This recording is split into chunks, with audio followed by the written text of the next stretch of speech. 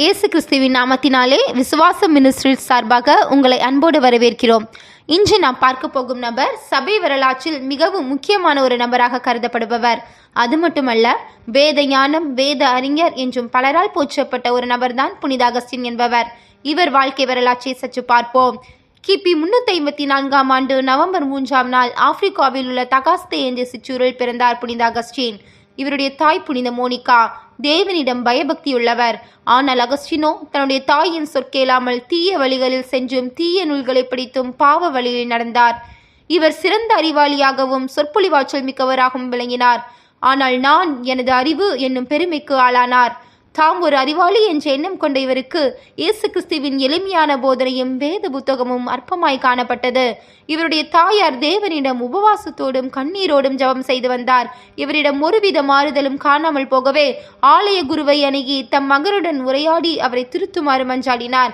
அதற்கு அவர், அறிவினால் செருக்கடைந்திருக்கும் அகஸ்டினுக்கு தம் சொற்கள் பயனளிக்காதென்றும் கர்த்தரிடம் அவருக்காக ஜெபிப்பதை தவிர வேறொன்றும் செய்ய இயலாது என்றும் இவ்வாறு கண்ணீர் விட்டு செய்யும் உன் ஜபமும் தவமும் ஒரு நாளாம் வீண் போகாது என்றும் சொன்னார்.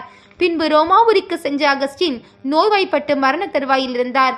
பின் நோய் நீங்கி குணமடைந்த பின் தாம் நோயிலிருந்து விடுதலை பெற்றதற்கு தம் தாயின் ஜபமே காரணம் என்று அறிந்து கொண்டார். புனித அம்புரோஸ் அவர்களின் போதனை மற்றும் புனித அந்தோனியார் அவர்களின் வாழ்க்கை வரலாற்றை வாசித்து இன்னும் அதிகமாக தேவனை பற்றி தெரிந்து கொண்டார். ஆனால் தம்மை முழுவதுமாக தேவனுக்கு ஒப்புக் கொடுக்க தயாராகவில்லை. நான் தூய வாழ்க்கை நடத்த வேண்டும், ஆனாலும் இன்னும் கொஞ்ச காலம் உலக ஆசைகளை அனுபவிப்பேன் என்று தம் மனதிலே சொல்லிக் கொண்டார். இதனால் சமாதானம் கிடைக்காமல் மன அமைதியின்றி தவித்த அகஸ்டின் தாம் பாவங்களால் பின்னும் இழுப்புண்டு தம்மை முழுவதும் ஒப்புக் கொடுக்க தாம் தயங்குவதாக எண்ணி தம்மையே நொந்து கொண்டார். ஆண்டவரே, எப்போதும் என்மேல் கோபமாயிருப்பீரோ? நான் செய்த குற்றங்களை மறக்க மாட்டீரோ என்று அழுது புலம்பினார். அப்பொழுது அருகிலுள்ள வீட்டில் ஒரு சிறு பிள்ளையின் குரல் லத்தீன் மொழியில் இசையாக எடுத்து வாசி என்று கேட்டது. உடனே வேத புத்தகத்தை திறந்து பார்த்தார்.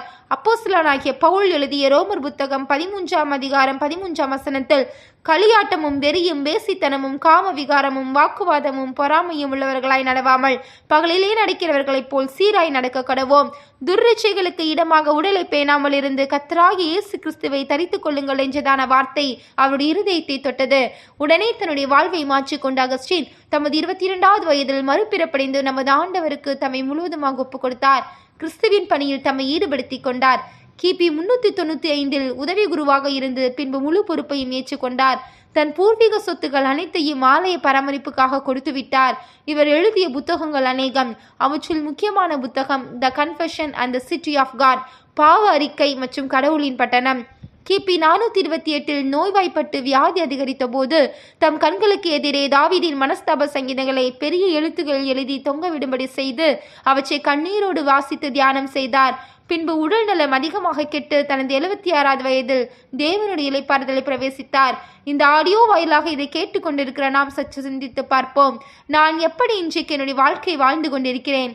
நாம் எந்த ஒரு நிலையில் இருந்தாலும் நாம் இயேசுவை ஏற்றுக்கொண்டு மனம் திரும்பி நம்முடைய வாழ்வை அவருக்கு ஒப்பு கொடுத்தால் தேவன் நிச்சயமாகவே நம்மை ஏற்றுக்கொண்டு பயன்படுத்துவார் என்பதற்கு புனித அகஸ்டின் ஒரு மிகச்சிறந்த எடுத்துக்காட்டு.